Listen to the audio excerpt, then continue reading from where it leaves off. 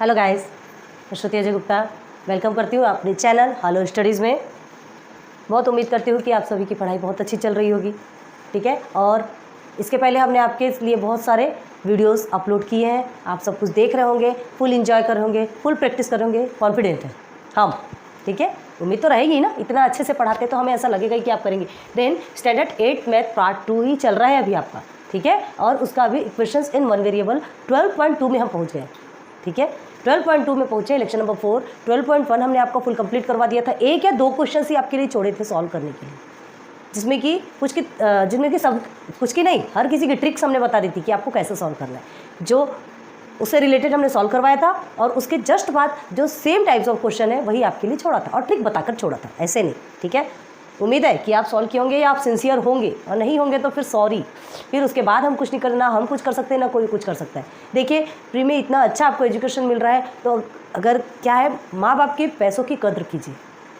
ये चीज़ें बहुत ज़्यादा ज़रूरी है। ज़रूरी नहीं कि हर किसी के पास इतना, हर कोई पेरेंट्स इतना अफोर्ड कर सके कि वो 10-10 हज़ार, 20 हज़ार, 50 हज़ार या लाखों दे करके आपको ट्यूशन्स लगवा सके। जब फ्री में मिल रहा है तो हम घर बैठे ही ये काम कर सकते हैं, है ना। तो अपनी ये कितनी बड़ी हेल्प होती है अपने पेरेंट्स की। हमारे पेरेंट्स के लिए भी अच्छा होगा कि चलो कम से कम हमारा बच्चा सिंसियर है पढ़ाई में, घर बैठे ही बहुत अच्छे से तैयारी कर रहा है। सब कुछ घर बैठे अवेलेबल होगा, आप सिर्फ प्लेलिस्ट में जाइए, आपको सब कुछ अवेलेबल होगा, ठीक है। उम्मीद करती हूँ आप इस बात को सिंसियरली लेंगे। पेरेंट्स को ज़्यादा परेशान करना शोभा नहीं देता, ठीक है। तो चलिए, पेरेंट्स को परेशान करना शोभा नहीं देता, लेकिन हाँ, पेरेंट्स की को रिस्पेक्ट देना बहुत बड़ी बात होती है। और पेरेंट्स का सिर और आपके रिजल्ट से और ज़्यादा ऊँचा हो जाएगा उनका कद, ठीक है। तो दे दीजिए उन्हें भी थोड़ी ये खुशी, क्योंकि वो आपके पेरेंट्स हैं, उन्होंने आपको इतनी मेहनत से पाला है। थोड़ी उम्मीद हर किसी को रहती है, थोड़ी उम्मीद हर किसी को रहती है। आज हमारे भी बच्चे ऐसे, हम आपको पढ़ाते हैं, आज हमारे बच्चे भी ज़्यादा अच्छे से नहीं पढ़ पाते। ये बात अलग है, सबके माइंड्स अलग अलग होते हैं, ठीक है, समझ में आता। आज नहीं तो कल, लेकिन करिए ज़रूर, ठीक है। चलिए नेक्स्ट आगे बढ़ते हैं। Class 12 equation, chapter 12 equation in one variable 12.2, ठीक है। इसमें सबसे पहले आपको कुछ टिप्स बताएंगे, कुछ बेसिक्स क्लियर करवाएंगे। 12.1 में हमने पूरा बेसिक है, वो 12.1 जैसा, लेकिन 12.2 में क्या है, आपके वर्ड प्रॉब्लम है। वर्ड प्रॉब्लम समझते हैं ना, इसके पहले भी आपने कई बार सॉल्व किया है वर्ड प्रॉब्लम, ठीक है। Word problem in the sense, words में आपको कुछ एज लाइक स्टोरीज ऐसे गिवन रहेगी, वर्ड्स में क्वेश्चंस गिवन है आपके, और उसे आपको कन्वर्ट करना है किसमें, एल्जेब्रिक एक्सप्रेशंस में, विथ यूजिंग वेरिएबल्स। वेरिएबल्स हमने क्या कहा था, चाहे फिर वो एक्स हो, वाई हो, लेकिन हमें वन वेरिएबल ही यूज़ करना है, याद रखिए। अगर एक्स होगा तो सब एक्स ही होंगे, वाई होगा तो वाई ही होगा। Linear equation in two variables, आप जब स्टैंडर्ड 9th में जाएंगे ना, स्टैंडर्ड 9th में सेम ये चैप्टर है आपका। इक्वेशन इन वन वेरिएबल भी है, linear equation in two variables भी है, जिसमें आपको एक्स एंड वाई दोनों को एक साथ सॉल्व करना, दोनों वेरिएबल्स के साथ में आपको इक्वेशन सॉल्व करने के लिए दिया जाएगा, ठीक है। तो अभी आपको सिर्फ वन वेरिएबल का यूज़ करना है। तो जो वर्ड प्रॉब्लम दिया जाएगा उसे बहुत अच्छे से आपको पढ़ना है और उससे समझना है कि इसे कैसे हम एक इक्वेशन में कन्वर्ट कर सकते हैं। जो आपने 12.1 में जो इक्वेशन पढ़ा, बस वैसे ही इक्वेशन में इस वर्ड प्रॉब्लम को कन्वर्ट करना है, ठीक है। कुछ एग्जाम्पल्स देते हैं, देखिए कुछ आप देखिए। Let's learn how to information given in the word problem. आपको देखिए, my father's age is 32 years more than my age. मेरे फादर की एज 32 ईयर्स मोर है, ठीक है। फादर की एज कितनी है, अभी एग्जांपल बता रहे, ध्यान दीजिए। फादर एज कितनी है आपकी, 32 ईयर्स मोर, 32 ना, 32 years more than my age, ठीक है। 32 year more than my age मतलब क्या बोल रहा है, ये सन बोल रहा है, 32 ईयर्स मोर, ठीक है। देन माई एज मतलब सन्स एज समझिए, then son's age, father age is 32 years more than son's age. तो अब इसे कैसे समझ लीजिए, ये वर्ड प्रॉब्लम है आपका, ठीक है। देन सन्स एज, तो 32 ईयर मोर आपको गिवन है, ठीक है। सन्स एज गिवन है क्या, नहीं। तो हम क्या करेंगे, लेट्स सपोज सन्स एज। आपको अभी ये एग्जाम्पल समझा रहे, ध्यान से देखिए, ये बेसिक कंसेप्ट क्लियर होना बहुत जरूरी है वर्ड प्रॉब्लम के लिए। Let's son's age be x ले लेंगे हम, क्योंकि हमें सन की एज नहीं पता, ठीक है। देखो फादर्स एज, अब फादर्स की एज क्या हो जाएगी, फादर्स एज भी सन की एज से 32 ईयर्स मोर है, तो ये सन की एज हो गई, 32 ईयर्स मोर पर कह रहा है, इसका मतलब आपको प्लस करना है, ये हो गई फादर की एज। क्लियर है, ऐसे ही वर्ड प्रॉब्लम सॉल्व किए जाते हैं। आया समझ में, ये वर्ड प्रॉब्लम है आपका, ये इक्वेशन बन गया। सन की एज एक्स है, फादर की एज x प्लस 32 है। समझ में आ गया? 32 ईयर्स मोर देन सन। अभी सिंपल वे में सिर्फ आपको बता रहे कि वर्ड प्रॉब्लम को कैसे कन्वर्ट किया जाता है इक्वेशंस में, एल्जेब्रिक इक्वेशंस में विथ यूजिंग वेरिएबल्स। देखिए वेरिएबल का यूज़ किया गया है। क्लियर है? एक समझ आया? अब चलिए इससे रिलेटेड ना एक एग्जांपल देते हैं आपको। ये तो आपको समझ में आ गया कि वर्ड प्रॉब्लम को कैसे सॉल्व करते हैं, ठीक है। और एक देखिए क्या दिया है, my sister's age is 4 less than. अभी आपको मोर समझ में आया, ठीक है। माई सिस्टर्स एज इज, अभी कैसे बनाना है वर्ड प्रॉब्लम, इसे देखिए वर्ड प्रॉब्लम को कन्वर्ट कैसे करना है, ठीक है। My sister's age is 4 less than, 4 less than my age.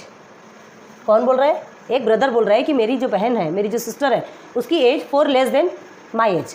तो अब उसकी एज तो उसको पता नहीं, ठीक है। तो सिस्टर की एज भी नहीं पता, उसकी भी एज नहीं पता, हमें किसी की भी एज नहीं पता। अभी सिर्फ हम आपको वर्ड प्रॉब्लम बता रहे कैसे बनाना है। तो 4 लेस है, इसका मतलब क्या करेंगे, सबसे पहले तो उसका एज देखेंगे, किसका, ब्रदर का एज। तो माई एज बी लेट देखेंगे, ठीक है। Let my age be x, my age be x मतलब जो ब्रदर की एज है, my age x, then therefore sister's age, sister age भी कितना हो जाएगा, चलिए बताइए। सिस्टर एज एक्स ब्रदर की है, 4 लेस है मतलब -4। ऐसे बनते हैं वर्ड प्रॉब्लम। आगे समझ में? अगर मोर बोलेगा तो आप प्लस लगाएंगे एंड लेस बोलेगा तो आपको -4 करना है। क्लियर हो गया? यहाँ तक के उम्मीद है आपको अच्छे से समझ में आ रहा होगा। अब देखिए, अब एक मेन क्वेश्चंस लेते हैं, ठीक है। देखिए क्या दिया है, my friend's age is 5 more than half of my age, ठीक है। एक क्वेश्चन गिवन है, my friend's age is 5 more, मेरी फ्रेंड की age 5 more than half of my age, मेरे एज के हाफ से 5 मोर है। तो चलिए पहले लिखते हैं, चलिए बता देते हैं। आप भी इसे नोट डाउन कीजिए तो अच्छे समझ आए। देखिए वर्ड प्रॉब्लम पहले लिख रहे हैं ना, माई फ्रेंड एज इज़ 5 मोर, ठीक है। देन लिखेंगे तब जल्दी समझ में आएगा आपको, हाफ ऑफ माई एज, ठीक है। ये आपका एक क्वेश्चन है। अब इसके बाद और क्या क्वेश्चन पूछा, और क्या कहा गया है, फाइंड माई एज। उसकी भी एज नहीं पता आपको, फ्रेंड की भी एज नहीं पता। 5 मोर है इतना पता है, हाफ से 5 मोर है, ठीक है। तो माई age, if find my as, मेरी एज को फाइंड करो, इफ़ फ्रेंड्स, और IENDS है ना, फ्रेंड्स एज इज़ 12 ईयर्स। यह हो गया आपका एक क्वेश्चन। वर्ड प्रॉब्लम है ये, इसे कहते हैं वर्ड प्रॉब्लम। इसे हमें किस में कन्वर्ट करना है, किस में कन्वर्ट करना है, एल्जेब्रिक एक्सप्रेशन, एक इक्वेशन बनाना है जो 12.1 में जितने आप इक्वेशन सॉल्व किए ना उस तरह से इसमें बनाना है। और किसका यूज़ करना है, वेरिएबल्स का यूज़ करना है। देखिए my friend's age is 5 more than half of my age, यहाँ तक एक खत्म हो गया। फिर उसके बाद क्या पूछ रहा है, find my age if friend's age is 12 years, ठीक है। मेरी एज को फाइंड करो अगर फ्रेंड की एज कितनी है, 12 ईयर्स है। तो चलो फाइंड करते हैं। सबसे पहले क्या करेंगे, माई एज सॉल्व करते हैं। माई एज कितनी निकालेंगे, x ईयर्स, नहीं पता हमें, कुछ भी गिवन नहीं है, ठीक है। अब देयरफॉर, अब फ्रेंड्स की एज कैसी होगी, देखिए फ्रेंड्स एज क्या होगा, माई एज x ईयर्स है तो क्या पूछा है, my friend's age 5 more than half of my age, मेरे एज के हाफ से 5, तो इसकी एज x है तो इसका हाफ क्या हो जाएगा, कोई भी चीज़ का हाफ ऐसे ही निकाला जाता है, ठीक है। आप 5 का हाफ निकालेंगे तो 5/2 कर दीजिए, और 10 का हाफ निकालना है 10/2 कर दीजिए, ऐसे ही निकाला जाता है ना। हाँ तो हाफ हो गया, पहले हाफ तो हो गया आपको, ठीक है। अब देखिए x/2 हाफ हो गया, मतलब क्या हुआ, हाफ ऑफ माई एज तो हो गया, 5 मोर बोल रहा है तो 5 मोर बोल रहा है मतलब प्लस, ये किसकी एज हो गई, ये हो गई फ्रेंड की age. x years my age मतलब जिसने जो ये बातें कर रहा है ये उनकी एज है x ईयर्स, और इनसे इनके हाफ से 5 मोर है फ्रेंड की एज। क्लियर हो गया, दोनों की इक्वेशन में चेंज हो गया, कन्वर्ट हो गए। अब इसे क्या करना है, पुट करना है। अब देखिए क्या पूछ रहा है, फ्रेंड्स एज इज कितना बताया आपको, 12 ईयर्स, रियल में 12 ईयर्स मतलब ये इसके इक्वल हो जाएगा। ये फ्रेंड की एज है, ये फ्रेंड की एज है मतलब फ्रेंड की एज 12 ईयर्स के इक्वल रहेगी ना, ये तो फ्रेंड की एज है, फ्रेंड की एज कितना बताया 12 ईयर्स, मतलब ये इक्वल है 12 के, दिस इक्वल टू दिस, क्योंकि ये पूरे फ्रेंड की ही एज है। हाफ ऑफ माई एज, नहीं 5 more than half of my age, तो ये क्या है 12, दिस इक्वल टू दिस, ये फ्रेंड की एज ये भी है, ये भी है, ये हमने इक्वेशन में बनाया और ये ऑलरेडी गिवन है। समझ आ गया? इजी है, थोड़ा अच्छे से ध्यान दीजिएगा, आपको सब कुछ इजी लगेगा। अब ये आपको समझ आ गया, तो देखिए यहाँ क्या करेंगे आप, इसे अभी ऐसे नहीं लिखेंगे, ये फ्रेंड की एज आपको समझ में आ गई, ठीक है। देयरफॉर अब आप लिखेंगे x/2 + 5 = 12, ये ऑलरेडी गिवन है, हमने कुछ नहीं किया इसे, ये गिवन है आपके टेक्स्ट बुक में, ठीक है। फ्रेंड की एज ये हमने यहाँ पर से बनाया देख करके, और 12 ऑलरेडी गिवन है, मतलब this equal to this already given है, हमने कुछ नहीं किया। समझ आ रहा? अब क्या करना है आपको, क्या करना है, इसे सॉल्व करेंगे। आपको सबसे पहले x की वैल्यू निकालना है, तो चलो क्या करेंगे, ये आपका दोनों क्या बताया था हमने, जहाँ प्लस है तो क्रॉस मल्टीप्लिकेशन करते या उसे टर्म को चेंज करते, जो भी करना, तो बोथ साइड कर ईच टर्म को करना है। अगर आपको ये डिवाइडेशन के प्रोसेस पे क्या है 2 है, डिवाइडेशन के प्रोसेस पे 2 है, तो मल्टीप्लाई ईच टर्म बाय 2 करते हैं, यही बताया था हमने आपको। और नहीं तो सीधे सीधे हमको क्या करना है, क्रॉस मल्टीप्लिकेशन, ये डिवाइडेशन है, यहाँ प्लस है, क्रॉस मल्टीप्लिकेशन करेंगे। यहाँ दिख रहा है क्या आपको? चलिए, x जिसके नीचे कुछ नहीं होता उसके नीचे 1 है, ये भी हमने बताया था, तो ये 1 है, तो 1x तो x ही होगा ना, 1x x ही होगा, प्लस 2 5 10 हो गया, अपॉन 2 = 12, ठीक है। यहाँ तक समझ आ गया? ये गिवन ये आपको लिखना है, ठीक है। एग्जाम्पल अच्छे से सॉल्व कीजिए तब बाकी चीज़ें समझ आएगी। यहाँ तक आपको समझ आ गया होगा। नेक्स्ट टर्म पे चलते हैं। अब क्या करेंगे, x + 10 ऊपर लिख रहे हैं हम, शायद आपको नीचे दिखता कि नहीं पता नहीं, चलिए ये आया अभी। अब हम क्या करेंगे, हो गया ये सिंगल टर्म बन गया, अब हम इसे ट्रांसफर कर सकते हैं। चलिए x + 10 = 12, यहाँ पर किस में डिवाइडेशन के प्रोसेस पे है, तो इधर आके मल्टीप्लिकेशन पे हो जाएगा। क्लियर है? समझ आ रहा है? हो गया मल्टीप्लिकेशन। अब क्या करेंगे, सॉल्व करिए। ये तो आपने 12.1 में बताया, अब ज़्यादा बताने की ज़रूरत नहीं है, क्योंकि यहाँ तक इक्वेशन बन गया, आपको खुद को आता है। 12 2 24 हो गया, देन x = क्या करेंगे, 24 प्लस में है तो इधर ले जाके माइनस कर देंगे, x = आपका निकल गया 14। अब ये 14 क्या निकला, x की वैल्यू, x क्या है, माई एज, मतलब जिसने ये बातें कर रहा है ये उसकी एज, मतलब किसकी है, जो बंदा जो बातें कर रहा है, x की वैल्यू 14 निकली, मतलब उसकी एज कितनी निकल गई, 14 निकल गई। अब हमें क्या करना है, इसकी एज क्या है, 12 ईयर्स है, ठीक है। आपको सिर्फ क्या फाइंड करना था, find my age if friend age is 12 years. अगर फ्रेंड की एज 12 ईयर्स है तो मेरी एज फाइंड करो। मिल गई, x की वैल्यू मिल गई, तो क्या लिखोगे, द अदर पर्सन, या माई एज इज 14 ईयर्स, सीधी सीधी बात। समझ में आ गया? अब देखिए आपको वेरीफाई करना है, तो वेरीफाई करने के लिए कैसे करेंगे, आपको क्या दिया गया था, फ्रेंड की एज कहाँ गई, ये है, ये फ्रेंड की एज है, ठीक है। अब अगर आपको वेरीफाई करना है, देखना है वेरीफाई करके, इसे हम रब कर दें, आपने कर लिया, ये x की एज पता है, इसे अभी हम रखते हैं। देखिए फ्रेंड की एज क्या गिवन है, देखिए x की वैल्यू पुट कर दीजिए, x की जगह में 14 रख दीजिए, 14/2 + 5, ठीक है। सॉल्व कर लीजिए, 2 1 = 2, 2 7 = 14, 5 7 कितना होता है, 12, आ गया 12 ईयर्स, आ गया 12 ईयर्स, दिख रहा है ना। चलिए 12 मतलब क्या बोला था उसने, 5 more than half of my age, मेरे एज के आधे से 5 ज़्यादा है, मेरे एज के आधा मतलब कितना हो गया, 7। देखिए इससे डिवाइड किया हमने, 7 आ गया, 14 का आधा कितना होता है, 7 होता है, उससे 5 ज़्यादा है, 5 से प्लस कर दिया, 12 आ गया। इसे कहते हैं वेरीफाई करना। ये आपके लिए है कि आप इसे वेरीफाई करके देखिए कि आपका आंसर करेक्ट आ रहा है कि नहीं। ये अभी आपको पूछा नहीं गया है, आपको करने की ज़रूरत नहीं है, लेकिन आपको वेरीफाई करना है, बहुत ज़रूरी है वेरीफाई करना। और ये अभी आपको नहीं पूछा जा रहा, लेकिन नेक्स्ट टर्म पे आपको ये वेरीफाई करने भी दिया जाएगा। समझ आया ना ये? ठीक है, चलिए आगे चलते हैं।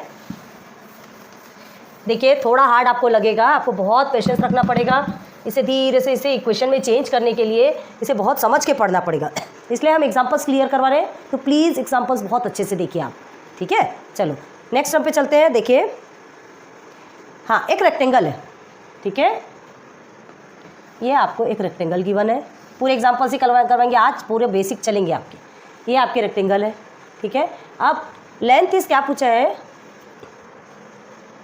ये रेक्टेंगल है, ठीक है, length is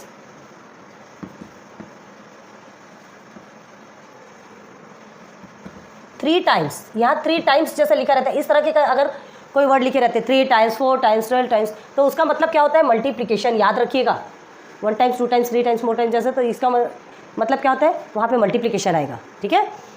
3 times the breathe, BREADTH, चलिए नहीं बन रहा हमसे, ब्रीथ, ठीक है, BREADTH, समझ आ रहा है। The length is 3 times the breadth, किसका, रेक्टेंगल का, रेक्टेंगल का जो लेंथ है ब्रीथ का 3 टाइम्स है, ठीक है, समझ आ रहा है। अब देखिए, and perimeter of rectangle,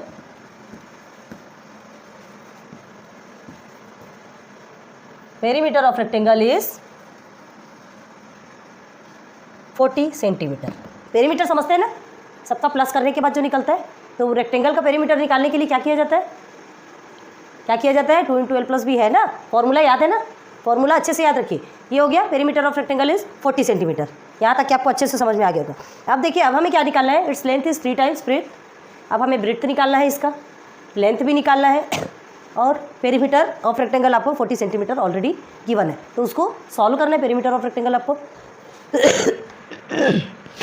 perimeter of rectangle आपको मिला है, लेंथ और ब्रेथ आपको निकालना है, क्लियर है। चलिए अब देखिए क्या करेंगे, सबसे पहले ध्यान दीजिए, length of rectangle is 3 times, तो सबसे पहले आप लिखेंगे पेरीमीटर ऑफ रेक्टेंगल। ये ब्रेथ समझ लीजिए हमने x ले लिया और लेंथ हमने ले लिया 3x, 3 टाइम्स है, ब्रेथ का 3 टाइम्स है, तो हमने इसे 3x ले लिया। सीधे सीधे, ज़्यादा इधर उधर झंझट करने की ज़रूरत नहीं है, सीधे सीधे वे में हमें लिखना है। ब्रेथ हमें गिवन नहीं है, लेंथ गिवन है, बट किस में गिवन है, 3 टाइम्स है, लेंथ भी हमें एग्जैक्ट गिवन नहीं है, ठीक है। अब निकालेंगे तो x की वैल्यू निकालेंगे तो ब्रेथ निकलेगा, फिर उस वैल्यू को हम 3 से मल्टीप्लाई करेंगे तो लेंथ निकलेगा। पेरीमीटर ऑफ रेक्टेंगल आपको 40 मिला है, 40 गिवन है ना, तो उसको हम सॉल्व करते हैं। तो क्या है पेरीमीटर ऑफ रेक्टेंगल, p लिख रहे हैं पेरीमीटर के लिए, पेरीमीटर ऑफ रेक्टेंगल के लिए हम r लिखते हैं, इज इक्वल टू क्या होता है 2l + b, ऐसा ही होता है, कुछ ऐसा ही होता है, ठीक है। इज इक्वल टू क्या है हमारा पेरीमीटर ऑफ रेक्टेंगल 40, हो गया। अब इसे सॉल्व कीजिए, 2l कितना है आपका 3x है, b आपका x है, इज इक्वल टू 40। अब आप इजीली सॉल्व कर सकते हैं। अब आपको ऐसा लगेगा अरे ये तो कुछ भी नहीं है, ऐसे ही सॉल्व करना है, मतलब ये वर्ड से हमें कन्वर्ट करने में ही थोड़ी सी प्रॉब्लम जाती है, बाकी कुछ भी नहीं है, कुछ भी नहीं है। जो आपने 12.1 में सॉल्व किया या इसके पहले जो आपने 7th में जो सॉल्व किया था, एरिया और पेरीमीटर जो सॉल्व किया था वो भी है, सेम है, ठीक है। चलिए सॉल्व करेंगे इसे, 3 2 से कितना होता है 6x हो गया, plus this is your 2x, multiply कर दिया तो, एंड अब प्लस करेंगे तो 8x हो गया, is equal to 40। Then here is multiplication process, तो यहाँ जाकर के क्या हो जाएगा, डिवाइडेशन में चेंज हो जाएगा, 8 इज इक्वल टू 40/8, ठीक है। ऊपर आते हैं, दिखेगा आपको क्या लिया था हमने अभी, आप 8 इज इक्वल टू 40/8 आया, तो क्या निकली x की value, 8 1 8, 8 5 40, 8x is equal to 5, तो x क्या है आपका ब्रेथ है, ठीक है। हमने यहाँ पर अभी लिखा नहीं था, लिखना चाहिए था, सॉरी। चलिए लिख के दिखाते हैं। रेक्टेंगल इज 40 सेंटीमीटर था, ये आपका क्वेश्चन था। लेट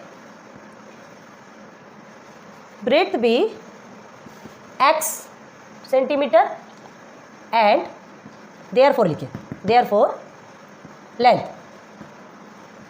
बी 3x सेंटीमीटर, ये ऐसा आपको पहले लिखना है, ठीक है। And its perimeter is 40 centimetre, ये ऐसा आपको लिखना है। यहाँ थोड़ा सा प्लेस की प्रॉब्लम, यहाँ लिख दे क्या, ये अब आप, ये तो आपको समझ आ गया होगा, है ना, ये आपको समझ आ गया होगा, ये ऊपर में आपको लिखना है ना, perimeter of rectangle is 40 centimetre. ये 3 चीज़ें पहले आपको लिखनी है, उसके बाद फिर आपको सॉल्व करना है, ठीक है।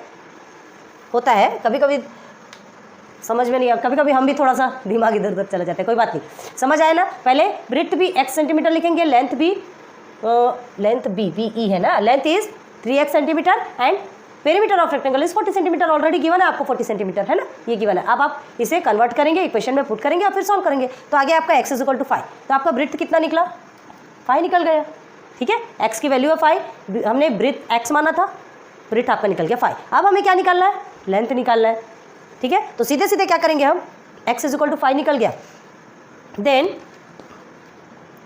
Length is equal to 3x, ठीक है। Therefore 3 multiply by 5 is equal to what 15, तो ये आ गया आपका 15 सेंटीमीटर।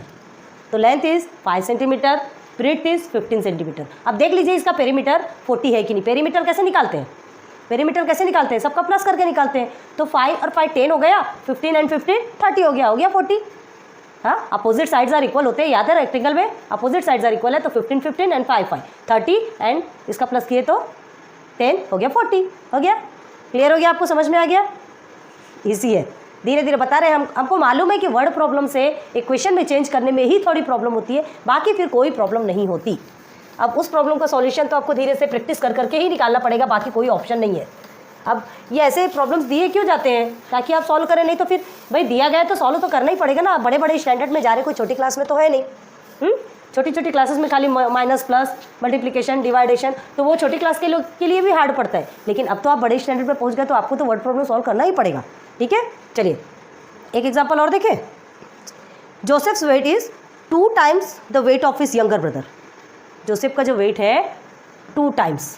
ठीक है, 2 टाइम्स का मतलब हमने क्या बताया था, 2 टाइम्स मतलब समझ लीजिए 2x। ठीक है, the weight of his younger brother. तो हम यंगर पहले बस इतने में ही देखिए, इतने में ही देखिए, आगे नहीं बढ़ना है। तो क्या करेंगे, let younger brother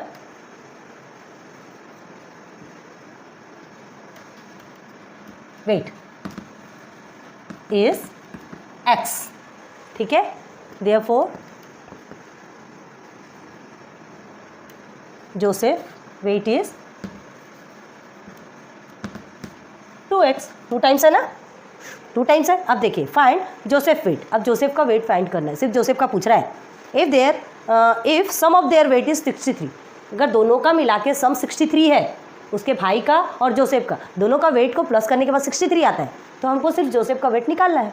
younger brother के वेट से कोई मतलब नहीं है, लेकिन पहले तो हमको यंगर ब्रदर का वेट चाहिए ना। पहले तो x की वैल्यू चाहिए, x की वैल्यू निकलेगी तब तो फिर आगे की वैल्यू निकलेगी। तो यंगर ब्रदर की वैल्यू तो वैसे भी हमें निकालनी पड़ेगी, भले हमें चाहिए या नहीं चाहिए, लेकिन वो हमें निकालेंगे तभी हम आगे बढ़ सकते हैं। क्लियर है? तो चलिए क्या करेंगे आप। ठीक है, यंगर ब्रदर केजी में आता है। क्लियर है? अब देखिए फ्रॉम द गिवन इन्फॉर्मेशन, अब देखिए x, ठीक है, x किसकी है, x किसका है, यंगर ब्रदर का है, प्लस 2x।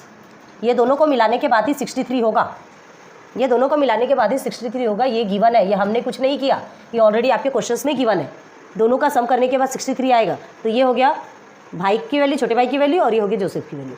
ठीक है, सॉल्व करेंगे अब ये इक्वेशन, तो आप इजीली सॉल्व कर सकते हैं, फिर कुछ करने की ज़रूरत ही नहीं है। 3x is equal to 63, x is equal to 63 divided by 3। क्यों होगा, ये मल्टीप्लिकेशन में है, डिवाइडेशन में चेंज हो जाएगा। अब ये कैसे सॉल्व होगा, 3 2 ज़ा 6 होता है, 3 1 ज़ा 3। x की वैल्यू आपकी निकल गई 21 कहा था हमने, हमें x की वैल्यू जब तक नहीं निकालेंगे तब तक कुछ नहीं कर सकते। तो ये किसकी वेट निकला, किसका वेट निकला, यंगर ब्रदर का वेट कितना है, 21 kg। अब देखिए एक सिंपल वे में बताते हैं, यंगर ब्रदर का 21 kg है और टोटल कितना है 63। माइनस करके देखिए आप, ये आप अपने लिए कीजिएगा, यहाँ नहीं करना है। कितना बचा, 2 और 4 मतलब 42। किसका वेट आना चाहिए, जोसेफ का वेट 42 आना चाहिए। 2 टाइम्स है ना, तो 21 का डबल कर दो ना, वो देखिए मल्टीप्लाई करना है, 42 आना चाहिए। सिंपल वे में आप एक माइंड लगाइएगा कि 42 आना चाहिए। तो ये हो गया, x की वैल्यू आपकी 21 हो गई। क्लियर है, यहाँ तक समझ आए? अब देखिए क्या करना है। हाँ, x is equal to 21, this is your किसका, यंगर ब्रदर। बस बट इसके वेट से हमें कोई मतलब नहीं, हमें किसका वेट चाहिए, जोसेफ का वेट चाहिए। ठीक है, अब देखिए जोसेफ्स वेट सीधे निकालेंगे। जोसेफ्स वेट कितना है, जोसेफ का वेट 2x है, 2x kg है। ठीक है, तो x की वैल्यू पुट कर देंगे, 2 इंटू एक्स की वैल्यू आपकी 21 आ गई, 21 2 ज़ा 42 kg। तो आंसर क्या लिखेंगे आप, जोसेफ्स वेट इज़ 42 kg। बताया था हमने आपको सिंपल सा सॉल्व करके। ठीक है, सिंपल माइंड लगाइए, एक का आंसर निकल जाता है तो दूसरे के साथ माइनस करके देख लीजिए, ऑलरेडी आपको 42 निकल गया। समझ आ रहा है, बहुत है। यहाँ तक बनने के बाद आपका सब कुछ ईजी हो जाएगा, बस यहाँ से थोड़ी सी प्रॉब्लम जाती है। ठीक है, लेकिन हाँ, ये सारी चीज़ें आपको एज इट इज़ लिखना है। ये सारी चीज़ें जब तक आप नहीं लिखेंगे तब तक आप आगे नहीं बढ़ेंगे। ठीक है, वर्ड प्रॉब्लम में यही एक मैनर है लिखने का, सिस्टमेटिक मैनर जिसे कहते हैं। ठीक है, तो बहुत उम्मीद करती हूँ ये समझ में आया होगा ये एग्जाम्पल। उसके बाद और नेक्स्ट एग्जाम्पल पे लेके चलेंगे। अभी इतने एग्जाम्पल पर आप बहुत अच्छे से प्रैक्टिस कीजिए। ठीक है, तो कैसी लगी वीडियो, कमेंट सेक्शन पे कमेंट कीजिए, हमें भी समझ में आएगा। ठीक है, बहुत अच्छे से समझाने की कोशिश करते हैं, हमारे पास जितना है, जो कुछ अवेलेबल है ना, उतने में ही आपको अच्छे से समझाने की कोशिश करते हैं। और अगर नहीं समझ आता, प्लीज़ कमेंट सेक्शन पर आप नेगेटिव कमेंट भी कर दीजिए, कोई प्रॉब्लम नहीं है, लेकिन थोड़ा सा हमें मोटिवेशन भी दे सकते हैं और थोड़ा सा हमारे लिए कोई सजेशंस दे दीजिए। अगर आपको गलत लगता है, कुछ ऐसा हमसे रॉन्ग हो गया, तो हम सॉरी बोलते हैं, हमें सजेशन भी आप दे सकते हैं, ठीक है। फिर हम और अच्छे से बनाने की कोशिश करेंगे। So thanks for watching my videos. फिर मिलते हैं नेक्स्ट लेक्चर पे। Good luck, good bye.